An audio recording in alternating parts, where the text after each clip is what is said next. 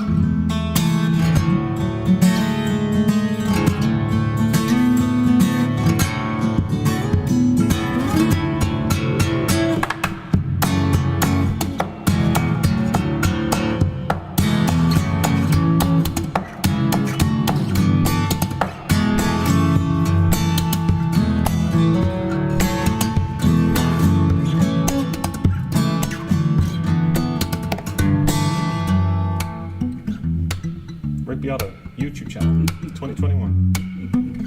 This is usually the part where I'll tell the audience, like, oh my god, live music.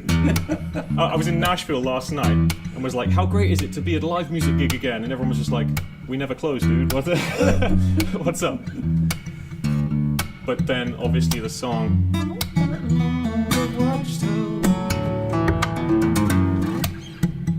So, do some kind of build up now. Let's see.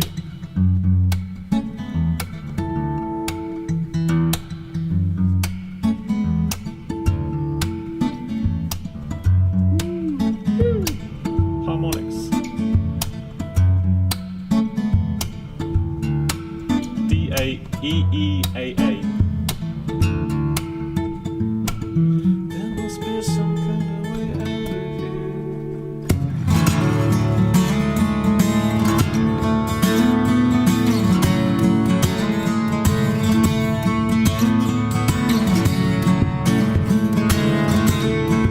Big distortion.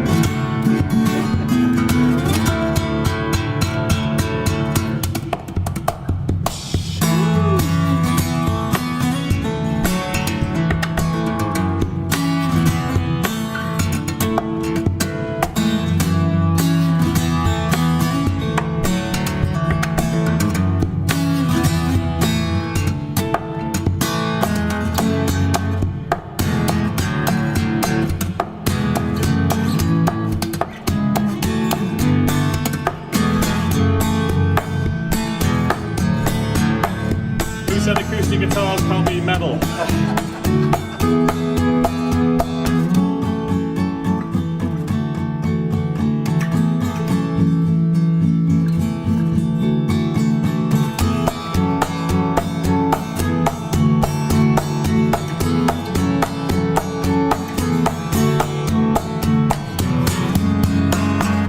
Thank you.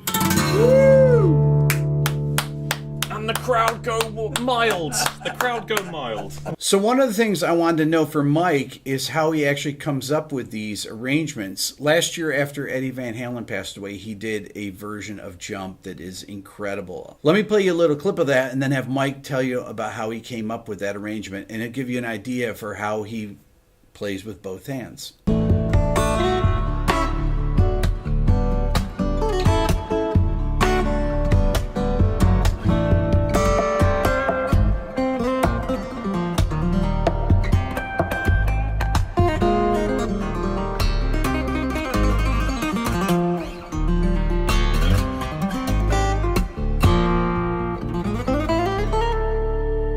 First of all, we have to say, like, Eddie Van Halen, as I'm sure anyone watching this channel will know, is such an inspiration and hero to so many, including myself.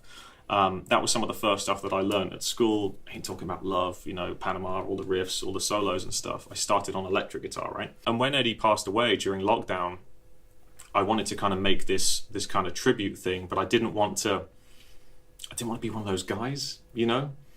Oh, a celebrity has passed away, let me do something and make some content. That's kind of goes against the British code of conduct, right? But my girlfriend at the time taught me into it, and I busted through it in about 3 or 4 days, and I put it out there as a kind of a free download. There's no monetization on it. If anyone wants to check it out, you can download the high quality WAV for free on my Bandcamp page. But Wolfgang actually reached out and said how much he enjoyed it. So that kind of made the whole thing, tied it up in a nice little bow, and I lost the potential guilt of covering a song so soon after someone's passing. But that disclaimer aside, the actual process starts with the tuning. Okay. So the tuning I'm in right now is DAD-GAD tuning. So low to high, D, A, D, G, A, D. And Jump, as we know, is in C. Mm-hmm. It's not in D. But I wanted to actually transcribe it and play it in the key of D because it works so well in this tuning. When I'm trying to create this thing, I'm usually looking for a few features of the tuning. I love to have a power chord in the bass. So I love to have a root and a 5. Yep. Because that means that with one finger you can get some quite heavy accompaniment. I also like to have resonant strings as, say, fifths or fourths or roots, octaves, things like that. Because when you do these little moves, you're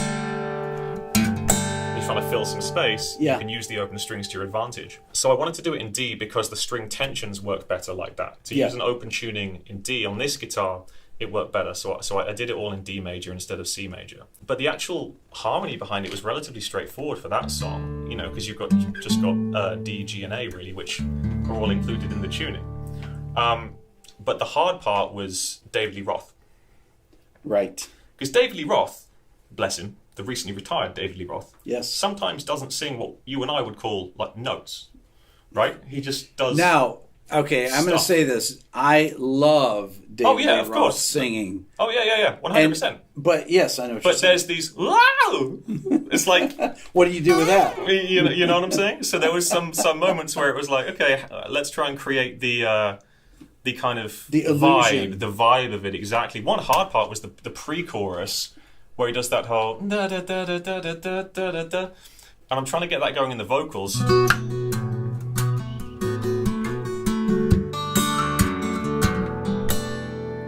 And I can't even imagine how you would coordinate that. Do that again. Right, well, I start with this concept of hammering. Yes. Right, so I'm hammering this rough vocal melody, which is kind of what he's doing. Da, da, da, da, da. It's not a straight, tone apart thing. He's going da, da, da, da, da, da, da, da, da, da, da, da, da, da. But then with this hand, I can get the same notes here on different strings. Exactly the same notes, right?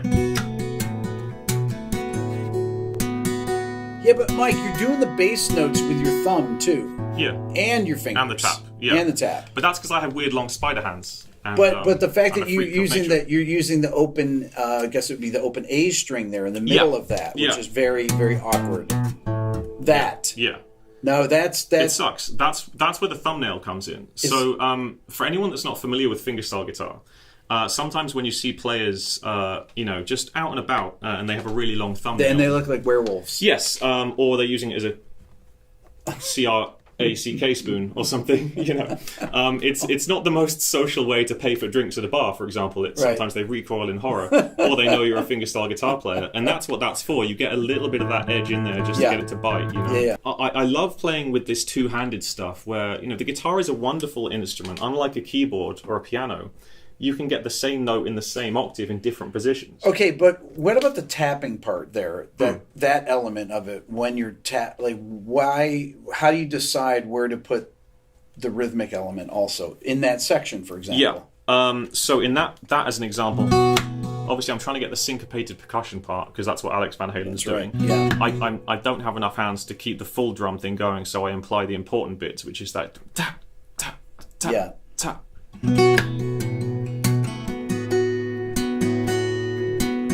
It's all about what hand is available at what point, right? And then here I'm getting the melody again underneath. That is. So things like that. It's the way I like to think of it is a drum roll. Yeah. You know, it's all about economy of movement. So I'd much rather do this than this, right? Right.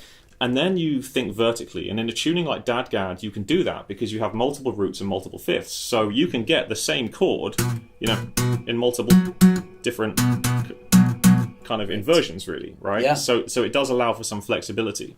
Dadgad's a pretty basic tuning for this style, so if anyone's interested in getting into this style, I would recommend starting with Dadgad and just play some songs in the key of D minor or D major. It's very, very easy to facilitate that.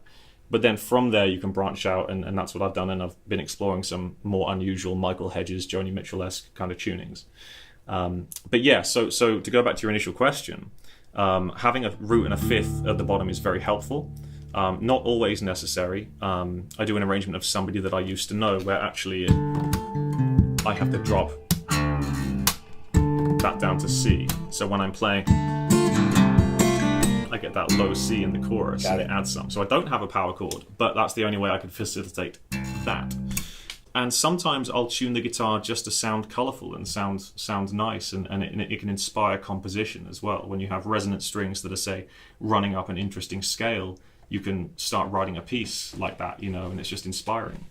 So wait, let's go back to this pre-chorus part into the chorus, how you transition. I'm not going to let you to get away from this here. Away from the Van Halen thing. Yeah. Okay, so after that, I'll do a little mini guitar lesson now then. Yeah. So we've got the little bass line thing. Then the little Van Halen lick I'm doing in the lower register, so David Lee Roth can occupy the higher register.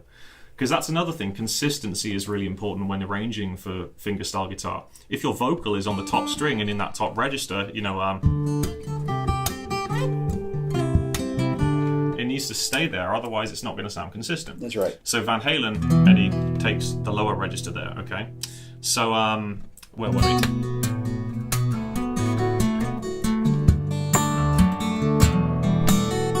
Some hammers. Big stretch. And we just get a nice little suspended chord. And then this part's pretty straightforward because you're just playing the triads underneath D, which is the open bass string.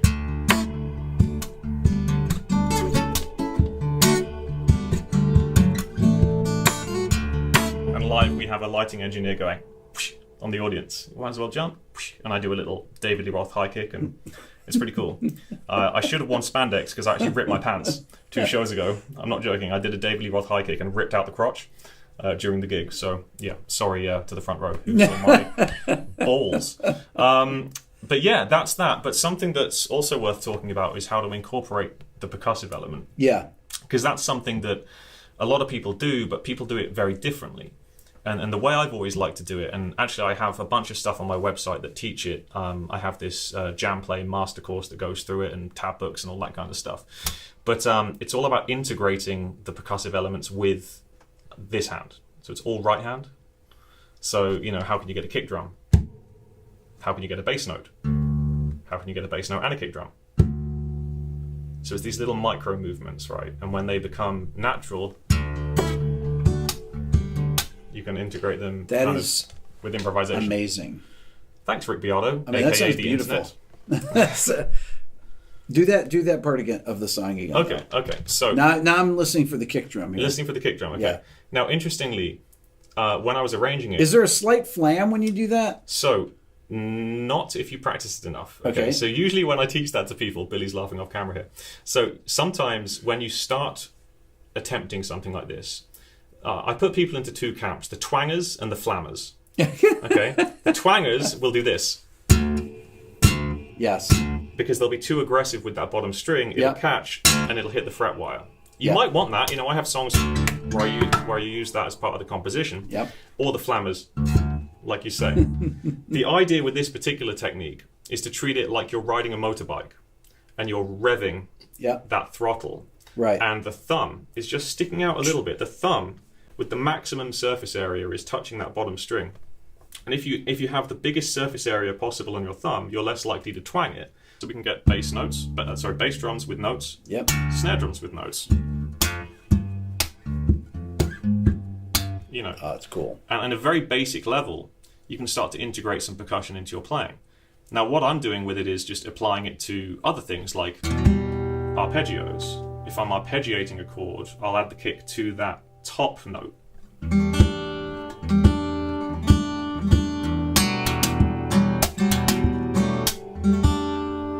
Beautiful. Thanks, Rick Beato, aka the internet.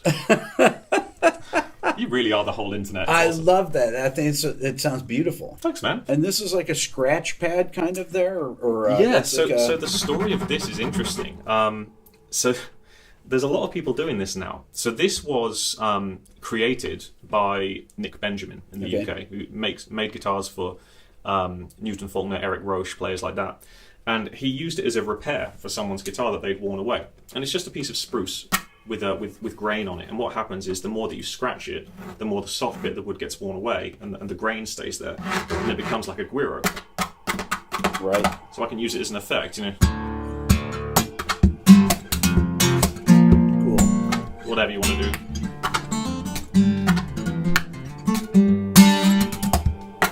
It's just awesome. silly things, right? But it works live and it's a lot of fun.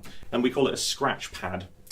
Nick wanted to call it a scratch patch, but I thought that sounded like a anti-smoking aid or something like that, Some weird thing you get in a sweet packet from a corner shop. Now with free scratch patch. Yeah. You can check out the full interview on my second channel, Rick Beato 2, which you should make sure to subscribe to. That's all for now. Don't forget to subscribe, ring the bell, and leave a comment.